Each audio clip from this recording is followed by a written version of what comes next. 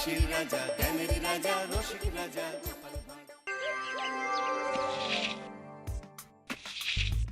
যেদিকে তাকাচ্ছি সেদিকটাই পুরো শ্মশান। তাহলে গিন্নি তুমি বলতে চাইছো যে আমি ইহলোকের মায়া ত্যাগ করলে আমার পারলৌকিক কাজ এই ঘরেই হয়ে যাবে? বাহ, কি মজা! মরার পরেও খরচা বাঁচিয়ে দিলাম। একদম বাজে কথা বলবে না। সারাদিন তুমি এদিক ওদিক চরকির মতন ঘুরতে থাকো, না আছে সংসারের কোনো দায়, না আছে দায়িত্ব। অনেক সয়াছি আর নয়, আসল ঘাট সাজি করে এখন আমার কাছে ন্যাকা সাহায্য। ও বাবা, আমি আবার কখন ন্যাকা সাজলাম? আমার বাবা স্পষ্ট কথা, আর স্পষ্ট কথায় কোনো কষ্ট নেই।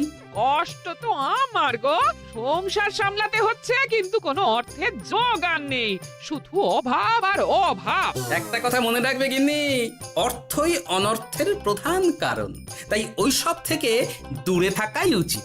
আমি আর তোমার এসব কথাই বলবো না। হ্যাঁ, তোমার যদি সংসারে বিন্দু মাত্র গাফিলতি দেখি না, এবার একেবারে মহারাজকে নালিশ করে ছাড়বো। হ্যাঁ, বাপরে বাপ, এ তো দেখছি মশা মারতে কামান দাগা। হ্যাঁ, আমার মুখের বুলি বন্দুকের গুলির থেকেও জোরে ছুটবে। হ্যাঁ,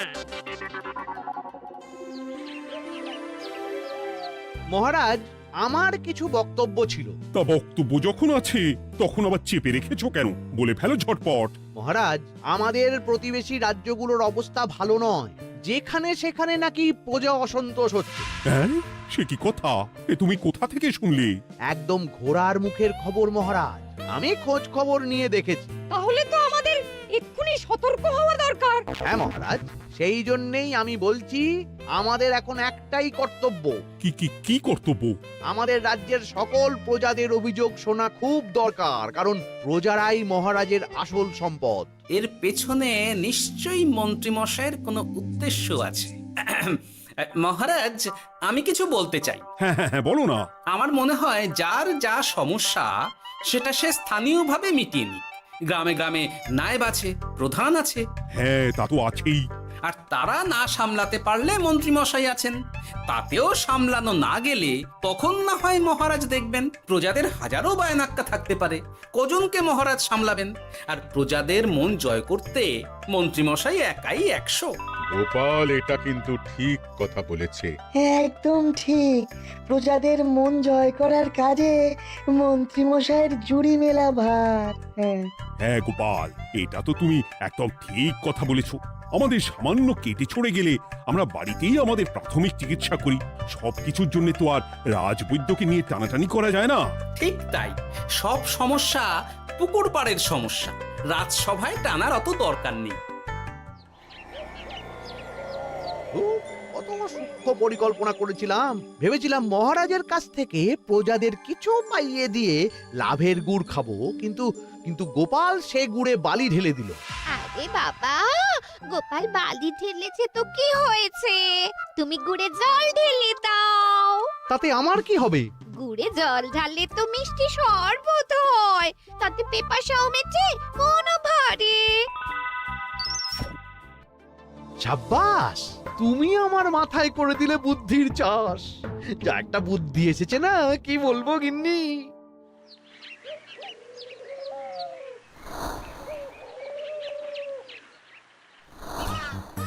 উফ, বাপরে বাপ, কি চাঁদি ফাটা গরম রে বাবা।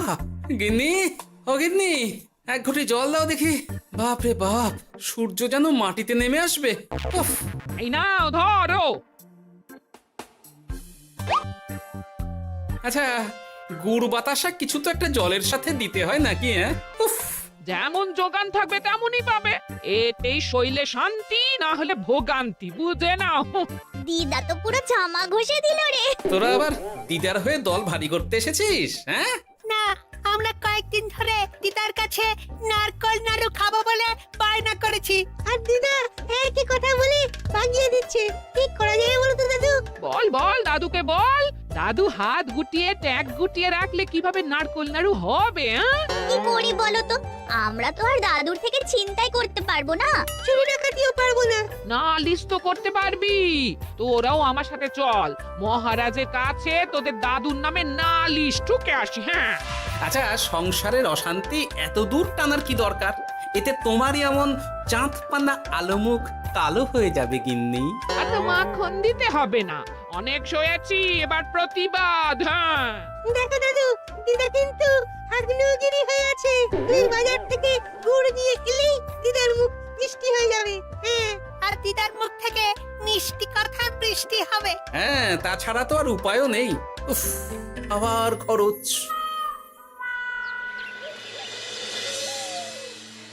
শোন কটা কটা, কোনো বেফাস কথা বলবি না। আমি যেমন যেমন শিখিয়েছি তুই ঠিক তেমন তেমন বলবি। হ্যাঁ মন্ত্রী মশাই, আপনি তো আমাদের মা বাপ, আপনি আমাদের শিক্ষা গুরু। ব্যবসা করলে লোকজন একটু এদিক ওদিক করে, আমাদের ওই এদিক ওদিকের মাঝখানে সেই দিকটা চেপে ধরতে হবে। হ্যাঁ, একদম খপ করে। ওই তো গুড়ের আড়তে চলে এসেছি, তাহলে কথাটা আপনি পারুন। এই যে পটলা, বলুন মন্ত্রী মশাই, আমার দোকানে সদল বলে তোর নামে যে একটা বড় অভিযোগ আছে। অভিযোগ আমার নামে? হ্যাঁ, আমার কাছে খবর আছে এবারে নাকি যে গুড়ের যোগান হয়েছে তাতে চিটে গন্ধ আছে। ইয়ে না, মানে অত মানে কি করছি? এই বটা ঘটা, তোরা একটু খেয়ে পরীক্ষা করে দেখ। রাজ্যবাসীর কথা ভেবে আমাদের তো এটা করতেই হবে। হ্যাঁ দেখছি, ভাই দেখি একটু গুড় খেয়ে দেখি।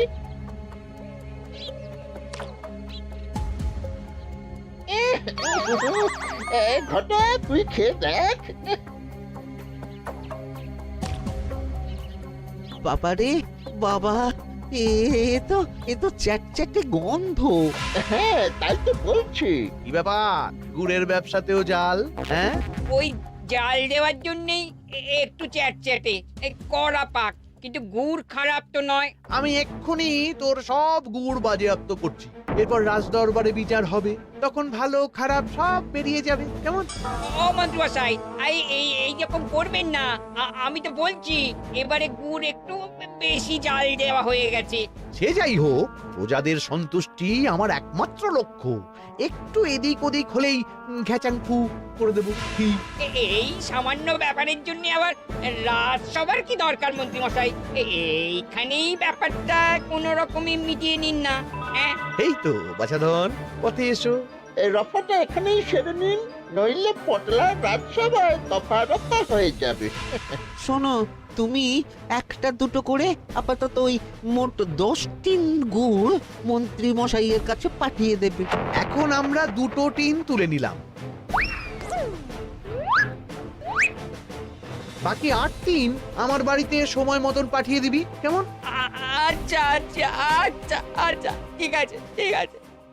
এর দাম আমি ঠিক অন্যভাবে তুলে নেবো। হ্যাঁ, ব্যাস, গুড় জলের মধ্যে গন্ধরাজ লেবুর পাতা দিলাম। এবার আর কোনো ওই চিটে গুড়ের গন্ধ থাকবে না। এই তো চাই। বিনামূল্যে বাজিমাত করে দেব। প্রজাদের মন আর মহারাজের ধন আমাদের একমাত্র লক্ষ্য।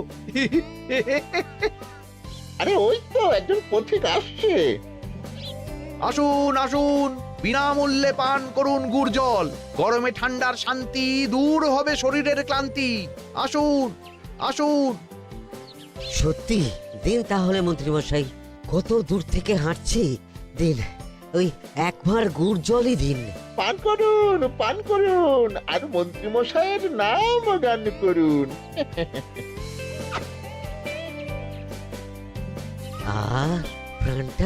প্রাণটা জুড়িয়ে গেল। আর একবার পাওয়া যাবে? সবই আপনাদের জন্য, বিনামূল্যে গুড় আর জল। সত্যি মন্ত্রী মশাই, আপনি আমাদের জন্য কত ভাবেন, কত উদার আপনি। আরে গোপাল দাদাজি, এসো এসো। ভাই, গুড় নিতে চলে এলাম। নাতি নাতনিদের বায়না, নারকোল নাড়ু খাবে। নাড়ু মানে নারকেল আর গুড়, আর সেরা গুড় মানেই আমার দোকান। তাই তো তোমার দোকানে আসা। গিন্নিকে একেবারে 2 টিন গুড় কিনে দেবো, তাই 1 টিন কত করে দিচ্ছ? কম নয় বেশিও নয়, একদম প্রতি টিন 2 মোহর। বলো কি? আরে হঠাৎ করে এখন দাম বেড়ে গেল কি করে? এই দামই লাগবে, না হলে আমার লোকসান হয়ে যাবে যে। এক ধাক্কায় এত দাম বেড়ে গেল? আরে গুড় কিনতেই তো মাইনের টাকা শেষ হয়ে যাবে মনে হচ্ছে। গুড় না নিলে কিন্তু দিদার মুখ ঝামটা। কি আর করা যাবে, নেই মামার চেয়ে কানা মামাই ভালো। তুমি তুমি আমাকে 1 সের গুড়ই দাও। 2 টিন কিনতে এসে 1 সের? হ্যাঁ তাই দাও।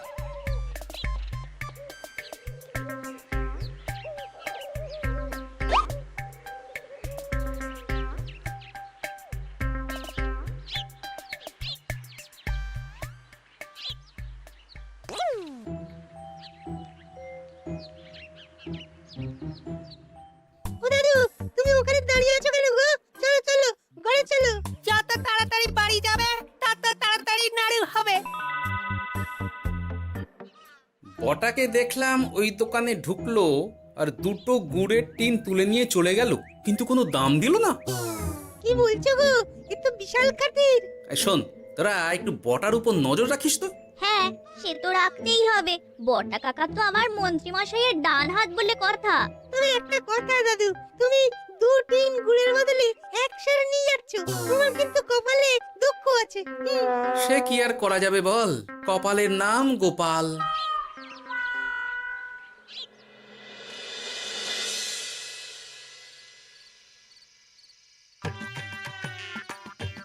মস্করা পেয়েছো? আশা দেখিয়ে বাতাসা খাওয়াচ্ছ, হ্যাঁ? 1 সের গুড়ে কি হবে, হ্যাঁ? ওই নাতি নাতনির জন্যই নাড়ু বানাতে শেষ, হ্যাঁ?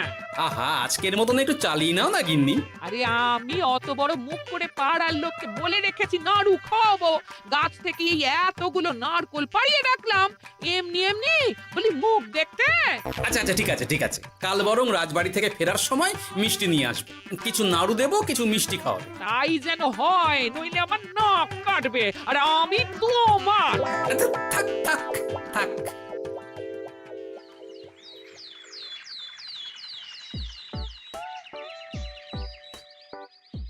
ওই দেখ, দাদু ফিরছে, চল ধরি। দাদু দাদু, তোমার কিন্তু দিদার জন্য মিষ্টি নিয়ে যাওয়ার কথা, খাওয়াতে হবে। তাছাড়া মনে আছে মনে আছে। শুধু দিদার জন্য নিয়ে গেলে চলবে না, আমরাও খাবো। আরে বাবা, ঠিক আছে ঠিক আছে, খাওয়াবো। চল চল, ভোলা ময়রার দোকানে চল। দাদু জানো, আমরা আজকে দেখলাম ঘটা কাকাও ওই দোকানে গুড় নিতে গিয়েছিল আর বিনামূল্যে গুড় দিয়ে এলো। হ্যাঁ,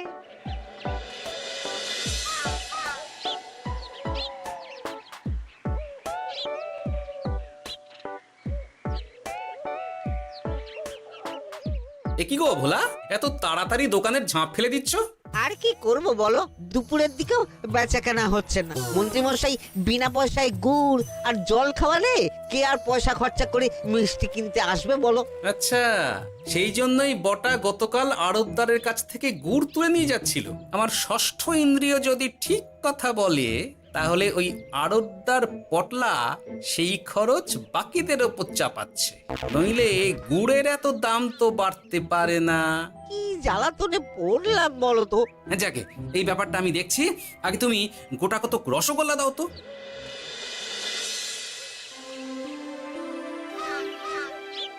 বলি তুমি আর একটু অপেক্ষা করো পুটির বাবা, উনি এক্ষুনি চলে আসবেন। হ্যাঁ হ্যাঁ হ্যাঁ হ্যাঁ মা ঠাকুরন। আরে মুটির বাবা যে, এ নাও ধরো। বলো বলো বলো, সব ভালো তো? আর ভালো, এভাবে চলতে থাকলে চাষবাস সব মাথায় উঠবে। কেন গো, কি হয়েছে? আর বলো না গোপাল দাদা, মন্ত্রী মশাই তো বিনা পয়সায় সবাইকে দেদার গুড় আর জল খাওয়াচ্ছে। আর সবাই তো গুড় আর জলকে গাছের তলায় শুয়ে লম্বা ঘুম দিচ্ছে। কেউ চাষাবাদ করছে না। নয়, হ্যাঁ, মন্ত্রী মশাই এমন কল খাটিয়েছেন যে সবাই ওই রাস্তা ধরেছে। আরাম পেলে কে আর কাজ কাম করতে চায় বলো? সে কি, আহা, এভাবে চাষাবাদ ছেড়ে বিশ্রাম নিলে যে কদিন পরে সবাই খেতে পাবে না। গুড় জলের লোভে সবাই আরাম পিপাসু হয়ে গেছে। ঠিক আছে, আমি দেখছি কি করা যায়।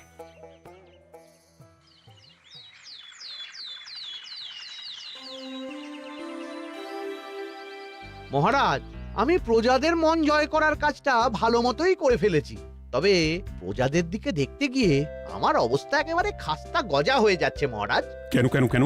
গুড় আর জল গুলে খাওয়াতে গিয়ে আমি দুর্বল হয়ে যাচ্ছি। প্রতিদিন এত এত গুড়ের যোগান দেওয়া তো আর মুখের কথা নয়। সত্যি মন্ত্রী, তুমি প্রজাদের জন্য এত করেছো, এটা শুনেও শান্তি। যাই হোক, এবার থেকে প্রজাদের স্বস্তির কথা ভেবে জল মিষ্টির খরচ বহন করব আমি। রাজকোষ থেকে যেমন যা লাগবে নিয়ে নিও। ধন্যবাদ মহারাজ, আপনি মহান। আচ্ছা মন্ত্রী মশাই, গুড় কিনতে কি সত্যিই তেমন কোনো খরচ হচ্ছে নাকি সেটাও দয়ার দান? মুখ সামলে কথা বলো গোপাল। গোপাল, তুমি সবসময় মন্ত্রীর পেছনে লেগো না তো। একটা ভালো কাজ করছে তাতেও তোমার পেছনে লাগা চাই। চিরকাল তো তুমি শুধু বেগার হেঁটে গেলে গো। এখন তুমিও খোঁটা দাও। আমরাও এখন নিজেদের কানে শুনে এলাম পুরো গরম খবর। কি খবর রে? বটা কাকা আর ঘটা কাকা গুড়ের টিন নিতে নিতেই আড়তদার শুনিয়ে দেয় 10 টিন গুড়ের হিসেব মিটে গেল। বটা কাকা বলে, আগের বার তো মন্ত্রী মশাই চিটে গন্ধের কথা বলেছিল, এবার যদি বিনামূল্যে গুড় না পাই তাহলে ওই ধোঁয়া গন্ধ দিয়ে চেপে ধরবে। হ্যাঁ, বাবা, এ তো পুরো হুমকি দিয়ে আর ক্ষমতার অপব্যবহার করে কাজ হাসিল হচ্ছে রে। এবার তুমি কি করবে দাদু? না, আমি ঠিক করে নিয়েছি এবার আমি কি করব। আমাকে এখন বেরোতে হবে। এই এখন তুমি আবার কোথায় যাবে এই ভর দুপুরে? আমি পুণ্য অর্জন করার চেষ্টায় যাচ্ছি গিন্নি। এটা আমার কি? কথাতেই তো আছে, পতির পুণ্যে সতীর পুণ্য।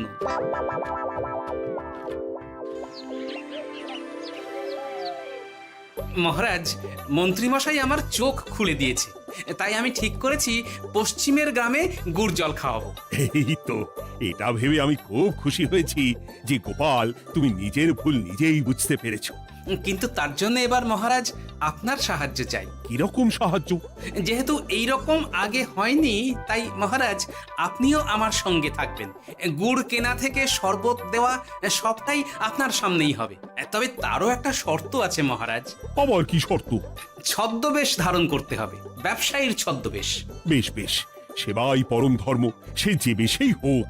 তাহলে আজ বিকেলে গুড় কেনা দিয়েই শুরু হোক যাত্রা।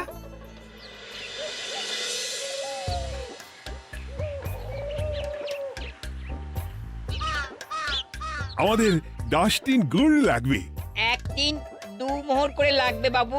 বলি, চিটে গন্ধ ধরা গুড়েরই যদি এত দাম হয়, তবে ধোঁয়া গন্ধে উঠলে কি হবে? একি আপনারাও কি মন্ত্রী মশাইয়ের লোক আছেন নাকি? আপনি কোন মন্ত্রীর কথা বলছেন? যে মন্ত্রী আপনার কাছ থেকে বিনামূল্যে। ইয়ে না মানে, এবার পুরো কথা খুলে বলবে নাকি মারধর ধোলাই দিয়ে বলাতে হবে? বলো বলো, কি ব্যাপার? মন্ত্রী মশাই আমাকে ভয় দেখিয়ে 10 টিন গুড় নিয়ে গেছেন। এরপরে যদি আপনারাও আমাকে ভয় দেখান আর গুড় তুলে নিয়ে চলে যান, তাহলে আমাকে ব্যবসা তুলে দিয়ে চলে যেতে হবে। আসল ব্যাপারটা কি একটু খোলসা করে বলো তো। কদিন আগে মন্ত্রী মশাই আর ওনার 2 সাকরেদ বটা আর ঘটা এলো, তারপর।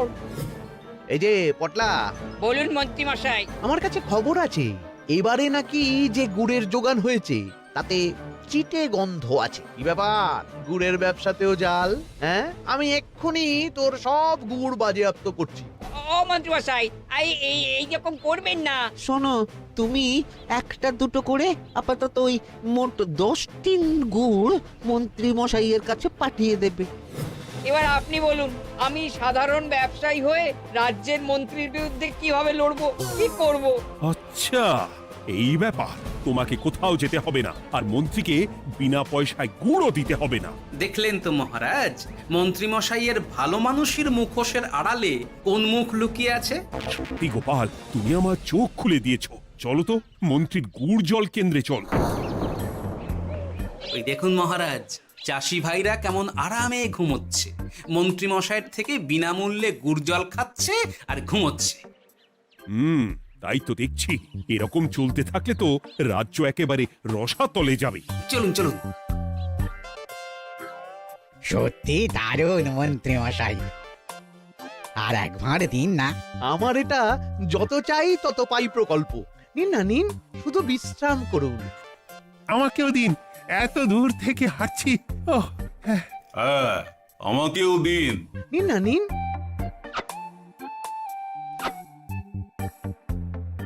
শরবতে কেমন চিটে গন্ধ। হ্যাঁ, তাই তো দেখছি। এই এই ভালো করে লেবু পাতা চটকাসনি নাকি?